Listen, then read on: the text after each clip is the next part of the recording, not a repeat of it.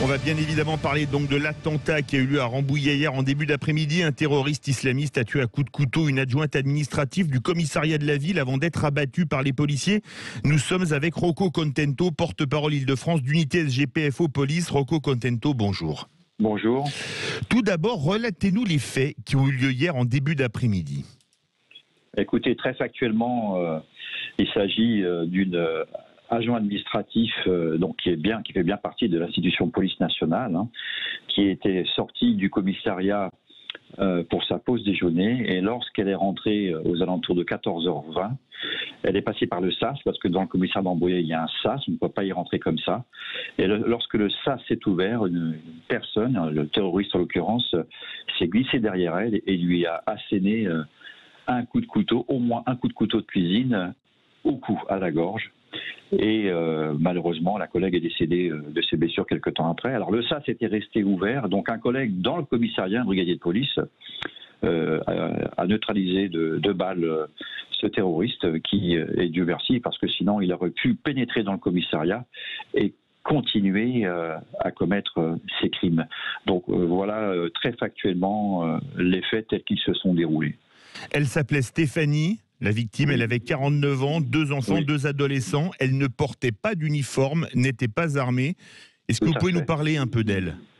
Écoutez, moi je ne connaissais pas personnellement cette personne, mais je sais qu'après avoir pris attache avec mes collègues du commissariat, que c'était une personne qui était en poste depuis 28 ans au commissariat de Rambouillet, donc qui était très appréciée de tous ses collègues. Alors c'était un agent administratif, il faut le préciser, donc ce sont des agents qui n'ont pas vocation à sortir sur la public, qui ont des tâches dites administratives au sein des commissariats, et c'est pour cette raison qu'elles ne sont pas armées, elles n'ont pas de formation d'ailleurs à ce titre-là, et elles sont en civil. Néanmoins, elle fait partie de l'institution police nationale, et ce terroriste, puisque le parquet national antiterroriste s'est saisi, un des éléments, c'est que c'est la cible, et la cible était effectivement l'effectif qui fait partie de la police nationale. Alors justement, le terroriste, il n'était pas fiché S. Comment a-t-il pu passer en dessous des radars des services de sécurité, Rocco Contento ? Vous savez, depuis quelques années, nous devons faire face à un défi d'un nouveau terrorisme, le terrorisme dit low cost.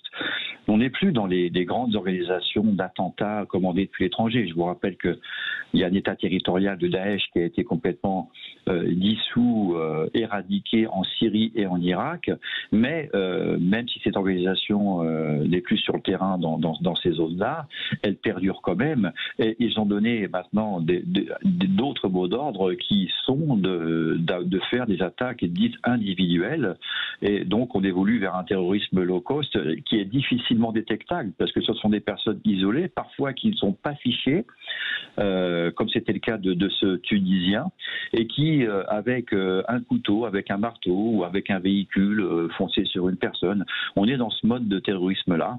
Alors c'est compliqué parmi les forces de police, parce que quand ce sont des attentats organisés avec faire passer des armes d'un pays vers la France, en général, les services de renseignement ont les informations et on déjoue ces attentats. D'ailleurs, je vous précise, sans le détailler, que depuis quelques années, depuis 2 ans, il y a plus de 30 attentats qui ont été déjoués sur le territoire national. Donc voilà, le défi il est de lutter contre ce terrorisme endogène qui peut frapper n'importe où. Rambouillet, c'est une ville tranquille où il ne s'est jamais trop rien passé, mais voilà, ce terrorisme endogène, la cible privilégiée, ce sont évidemment les représentants de l'État. Vous parlez de Rambouillet, qui est une ville calme, mais Trèbes, c'est une ville encore plus petite et encore plus calme. On n'est plus en sécurité nulle part, en fait. On n'est plus en sécurité nulle part, puisque ce sont des personnes qui peuvent agir du jour au lendemain. Alors attention, moi je ne crois pas du tout à la thèse, comme j'entends, de personnes qui se sont subitement radicalisées en une journée ou 2 sur Internet. Non. Il y a tout un cheminement intellectuel, une phase d'endoctrinement qui peut se passer soit dans des mosquées dites radicales ou via les réseaux sociaux. En tout cas, il n'y a pas de thèse de loup solitaire. C'est bien pour ça qu'il y a des personnes qui sont actuellement en garde à vue, puisque irrémédiablement, il y a toujours des connexions par rapport à ces attentats dits individuels. Alors, ce qu'il faut, déjà, on a des effectifs contraints, les services de renseignement font ce qu'ils peuvent, parce qu'il y a déjà beaucoup, entre guillemets, de personnes à surveiller, notamment les fichiers S pour terrorisme sur le territoire national. Il y en a plus de 4000 qui existent. Donc, pour ce type de terrorisme-là, avec des gens qui ne font pas parler d'eux, si ce n'est d'avoir des petites évolutions dans leur comportement ou dans ce qu'ils regardent sur les réseaux sociaux, ça passe par la détection des signaux faibles.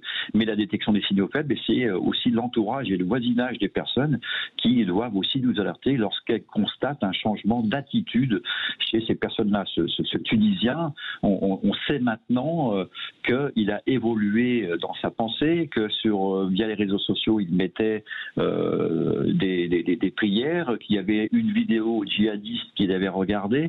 Donc on voit une évolution de ce profil-là quand même qui est assez inquiétante, mais malheureusement qui est passée sur les écrans radars. Qu'est-ce qu'on sait de plus sur lui? Alors on sait qu'il était rentré clandestinement en France en 2009 et qu'il a été régularisé en 2019.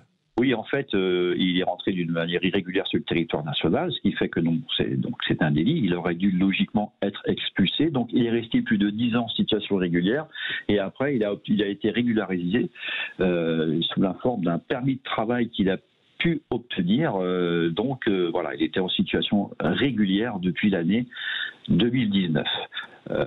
Voilà ce qu'on peut dire sur le profil de cette personne-là. Il avait 36 ans et il était de nationalité tunisienne. 3 personnes sont en garde à vue. Oui. Qu'est-ce qu'on sait d'elles? Écoutez, il y a le père de la personne, me semble-t-il. Il y a aussi une personne qui l'avait logé. À l'époque, il a habité très longtemps dans le Val-de-Marne, dans la ville de Thiers exactement. Et c'est assez récemment qu'il a déménagé à Rambouillet. Donc l'objectif des forces de police, des forces de renseignement, de lutte contre le terrorisme, c'est de tout fouiller. C'est de fouiller si effectivement il y avait des connexions, de fouiller si effectivement c'était un attentat qui était commandité par une autre personne. Donc voilà, le travail de police, il est là exactement pour voir s'il n'y a pas d'autres connexions et d'autres personnes de son entourage qui sont susceptibles de commettre d'autres attentats. Merci beaucoup Rocco Contento. Je rappelle que vous êtes porte-parole d'unité SGPFO Police pour l'Île-de-France et toute la France qui est meurtrie, et notamment la police nationale qui avait déjà été durement frappée dans les Yvelines. Oui. On se souvient de Magnanville et c'était pas la police nationale, mais on se souvient de Samuel Paty le 16 octobre dernier du côté de Conflans-Sainte-Honorine. Merci à vous Rocco Contento d'avoir été en notre compagnie ce samedi matin dans le Grand Matin Week-end de Sud Radio.